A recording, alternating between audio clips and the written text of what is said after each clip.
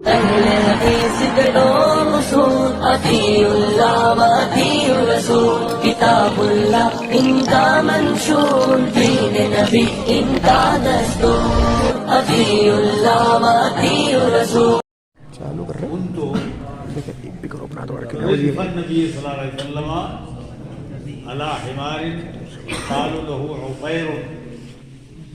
حضرت معاذ بن جبل رضی اللہ عنہ کہتے ہیں کہ میں رسول اللہ صلی اللہ علیہ وسلم کے ساتھ ایک گدھے پر پیچھے بیٹھا ہوا تھا. وہاں کا گدھا بڑا مضبوط ہوتا ہے. یہاں اس لائق نہیں نہ ہوتا تو آدمی سواری کریں. اس لائق نہیں. وہ خچر نما گدھے ہوتے ہیں. تو اللہ کے رسول کے ساتھ ایک گدھے پر جس کو عفیر کہا جاتا تھا, بھورے رنگ کا رہا ہوگا عفیر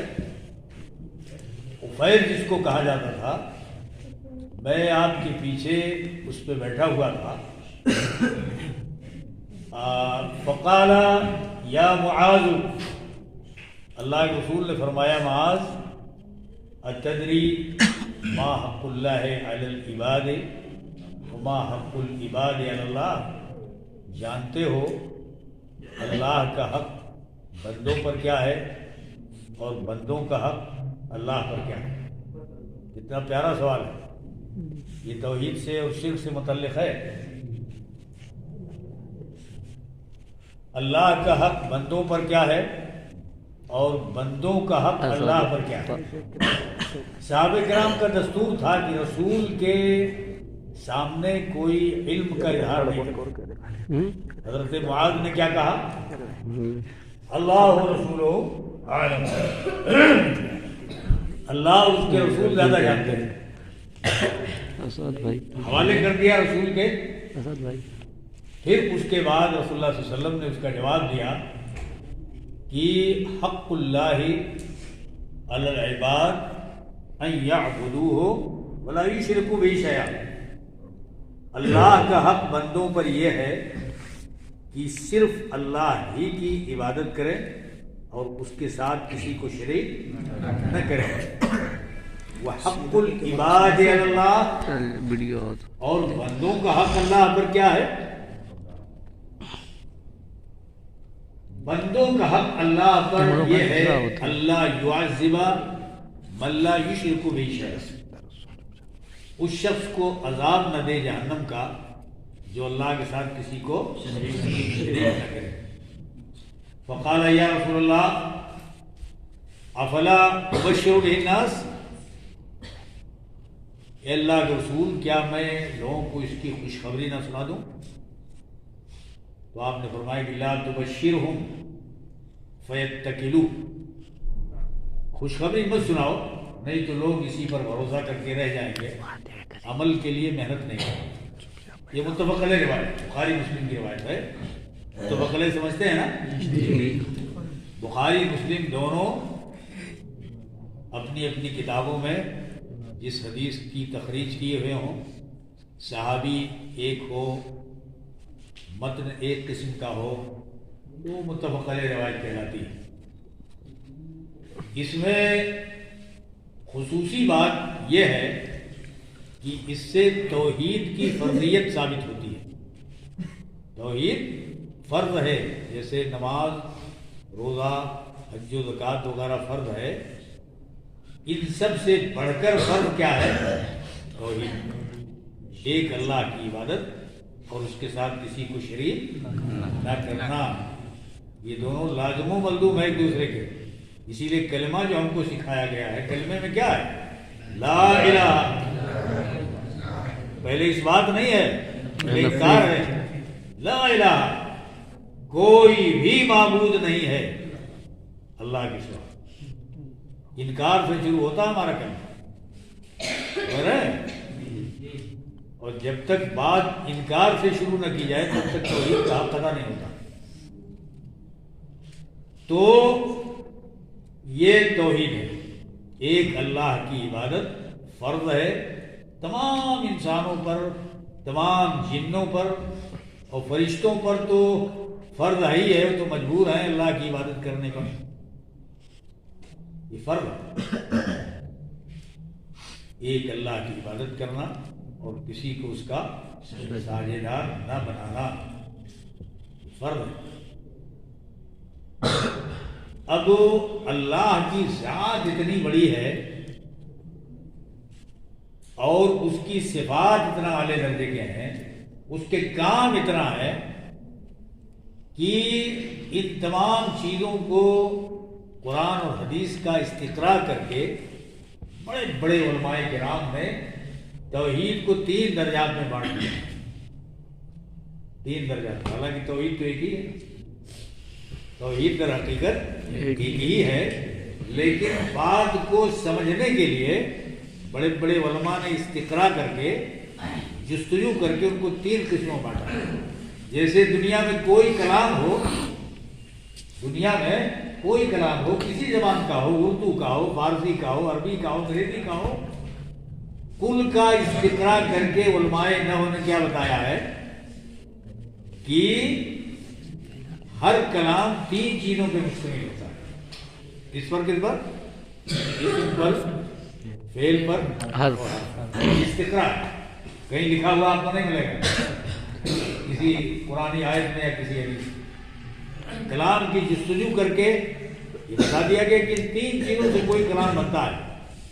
ایسے ہی جستجو کر کے علماء عقیدہ نے یہ نکالا کہ قرآن و سنت میں توحید کو 3 درجات میں بانٹا گیا ہے۔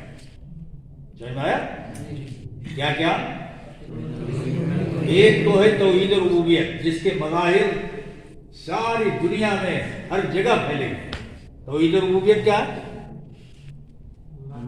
اللہ تعالیٰ کو رب ماننا، رب صرف اللہ کو ماننا، رب صرف اللہ ہے۔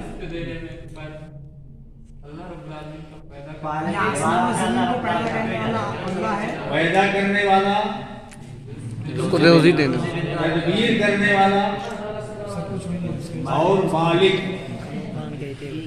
توحید ربوبیت تینوں معنی کو شامل ہے۔ پیدا کرنے والا، پوری کائنات کا انتظام کرنے والا اور ہر چیز کا مالک اللہ ہے۔ سمجھ رہے؟ تو کائنات میں کوئی چیز بھی اللہ کی تخلیق کے بغیر وجود میں نہیں آتی، تدبیر کے بغیر کوئی شے یہاں چل نہیں سکتی، اور کوئی شے اللہ کی ملکیت سے باہر نہیں۔ تو توحید ربوبیت کا دوسرا نام توحید افعال ہے۔ توحید و افعال اللہ، اللہ کے کام کی توحید۔ خلق السماوات والارض، پیدا کیا آسمانوں کو زمین کو، خلق فعل ہے اللہ کا۔ یدبر الامر من السماء الی الارض، بے شمار آیتیں آپ کو ملیں گی جس میں اللہ کے افعال کا ذکر ہے، وہ ایسے ایسے کر رہا ہے۔ یہی توحید ربوبیہ ہے۔ ان تمام چیزوں میں یہ ماننا کہ اللہ کے سوا کوئی بھی پیدا کرنے والا نہیں، اللہ کے سوا کائنات کا منتظم کوئی بھی نہیں، اللہ کے سوا کائنات کے ایک ذرے کا بھی کوئی اور مالک نہیں۔ یہ ہے توحید ربوبیت۔ ہاں، اب مسلمانوں کا حال دیکھو کس قدر مفلس ہو چکا ہے مسلمان۔ کہتے ہیں کہ خواجہ معین الدین چشتی یا خواجہ عبد القادر جیلانی، انہی کے ہاتھ میں سب کچھ ہے، روزی بھی، اولاد بھی، بارش بھی۔ جو 12 سال کی سمندر میں ڈوبی ہوئی بارات کو نکال لے آنا، یہ سب واقعے سب سناتے رہتے ہیں۔ تو ان سب عقائد کے ہوتے ہوئے اللہ کی توحید ربوبیت کا کہیں ذکر مل رہا ہے نہیں، برباد کر دیا ان لوگوں نے، مکمل برباد کر دیا۔ اللہ کے اشارے کے بغیر اس کائنات میں ایک پتا بھی ہلتا نہیں ہے۔ یہ توحید ربوبیت۔ توحید اسماء و صفات کیا ہے؟ اللہ کے اپنے نام ہے، اللہ کی اپنی صفات ہے، اور ان ناموں اور صفات میں کیسا ہے وہ؟ لیس کمثلہ شیء، اس کے مثل کوئی شے مخلوق نہیں ہے۔ وَهُوَ السَّمِيعُ الْبَصِيرُ، وہ سب کچھ سننے والا اور سب کچھ دیکھنے والا ہے۔ ہم لوگ بھی تو دیکھتے سنتے ہیں، مگر لیسا کمثلہ شیء ہے اللہ تعالیٰ. یہ دروازہ بند کر دیجئے. آپ یہاں بولتے ہو، باہر کا کوئی آدمی آپ کی بول نہیں سنے گا. یہ سن لے نہیں سن پائے گا. اور اللہ رب العالمین کے لیے یہ دیوار، یہ آسمانوں کا پردہ، جنگلات، دریا، سمندر، کوئی چیز حائل نہیں ہے. ہر چیز کو دیکھ بھی رہا ہے اور ہر آواز کو سن بھی رہا ہے. دنیا کی کسی زبان میں بولی جائے سب کو سنتا ہے. دیوار وغیرہ اس کے بیچ میں حائل نہیں. تو ایسا کمثلہ شیء ہوا کہ نہیں ہوا؟ ہمارا سننا اور اللہ کی سننے میں بہت فرق ہے. بہت فرق ہے. زمین و آسمان سے بھی زیادہ ہے. یہ تو مخلوق ہے چھوٹی چھوٹی. یہ توحید اسماء صفات ہوا.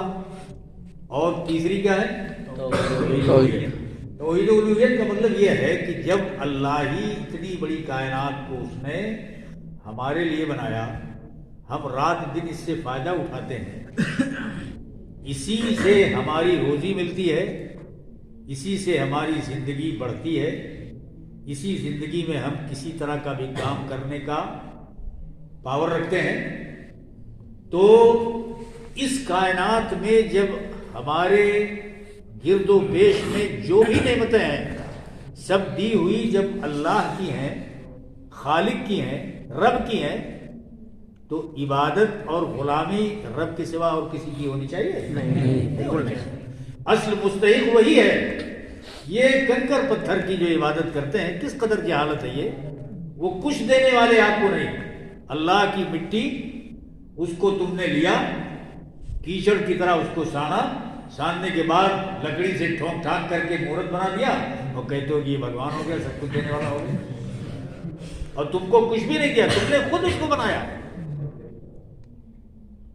بس ہمارے ہی نہیں. لہذا جس نے ہمیں سب کچھ دیا ہے، ہمارے سجدوں کا، ہمارے قیام کا، ہمارے رکوع کا، ہمارے نماز کا، ہمارے حج و زکوٰۃ کا مستحق ہوئی. عبادت کا ایک ذرہ اللہ کے سوا کسی اور کو دے دیا جائے گا تو اسی کا دوسرا نام کیا ہے؟ شرک ہے. ایک ذرہ عبادت کا اللہ کے سوا کسی اور کو دیا نہیں جا سکتا، ورنہ آدمی مشرک ہو جائے گا. یہ تو اللہ کا حق ہے بندوں پر، اور یہ کہ اس کے ساتھ کسی کو ساجدار نہ کریں. بندوں کا حق اللہ پر کیا ہے؟ ان يعبدوه ولا يشركوا به شيئا. اللہ پر کہ اللہ کی عبادت کرے. بندوں کا حق اللہ پر یہ ہے کہ اللہ یعذب من لا یشرک به شیئا. اللہ کے ساتھ جو کسی کو ساجدار نہ کرے اس کو اللہ عذاب نہ دے. یہ بندے کا حق اللہ کے اوپر، بندے کا حق اللہ کے اوپر ہے. یہ تو بہت بڑی بات نہ ہو گئی کہ عذاب ہی نہ دے. بڑے خوش ہوئے حضرت معاذ رضی اللہ عنہ. انہوں نے کہا کہ اللہ کے رسول، یا رسول اللہ افلا ابشر الناس ابشر به الناس، لوگوں کو اس کی بشارت نہ سنا دوں کہ شرک سے بچو گے تو گناہ سے، تو عذاب سے بچ جاؤ گے. تو آپ نے کیا فرمایا؟ لا تبشروا، نہیں خوشخبری مت سناؤ، میں تکلو، ورنہ لوگ بھروسہ کر کے اسی پہ بیٹھ جائیں گے، عمل نہیں کریں گے. بات ہماری ہے. تو یہ توحید ہے، اور توحید ہمارے اوپر فرض ہے. توحید ہمارے اوپر فرض ہے. شرک سے بچیں گے تو اللہ کے عذاب سے بچ جائیں گے. شرک جو بھی کرے گا اللہ کے عذاب سے وہ نہیں بچ نہیں سکتا، کبھی بھی نہیں بچ سکتا. ایک بات اور بھی اس میں آتی ہے، حق اللہ علی العباد و حق العباد علی اللہ. بندوں پر اللہ کا حق ہے. تو اللہ کے اوپر کس نے حق کیا؟ اللہ پر کون واجب کرنے والا ہے؟ اللہ پر کوئی کسی طرح کا فریضہ عائد کر سکتا ہے؟ نہیں کر سکتا. اللہ نے بذات خود بندوں کے حق کا ذمہ اپنے لیے لیا کہ میرے جو بندے میری عبادت کریں گے اور میرے ساتھ کسی کو شریک نہیں کریں گے، میں ذمہ لیتا ہوں کہ ان کو عذاب نہیں دوں گا. اللہ نے خود اپنے آپ پر واجب کیا. اللہ پر کوئی واجب کرنے والا نہیں. یہ بھی اس کی شان توحید کا کمال ہے کہ کوئی اس پر کوئی واجب کرنے والا نہیں. سمجھ رہے ہیں؟ اس میں بھی کچھ فرقے ہیں عقلانی فرقے جو کہتے ہیں کہ اللہ کے اوپر اصلاح کا وجوب ہوتا ہے، یعنی اللہ کے اوپر لازم ہے کہ بہترین چیز ہی کرے، خراب چیز نہ کرے. سمجھ رہے ہیں؟ یہ ایک بلا وجہ کی بات ہے. اللہ پر کوئی واجب کرنے والا نہیں، اللہ خود ہی بندوں کے حقوق کی رعایت کرتے ہوئے اپنے آپ پر واجب کر لیتا ہے. یہ ہے توحید، اور یہ حدیث توحید پر مشتمل ہے. توحید کو جاننا اس کی تینوں قسموں کے ساتھ اور شرک سے بچنا، یہ ہمارے لیے باعث نجات ہے، اور جو نہیں بچیں گے ان کے لیے باعث عذاب.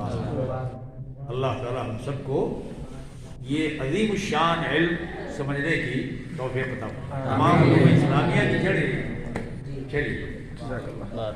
بارک اللہ فیک. بند کر کے تو ویڈیو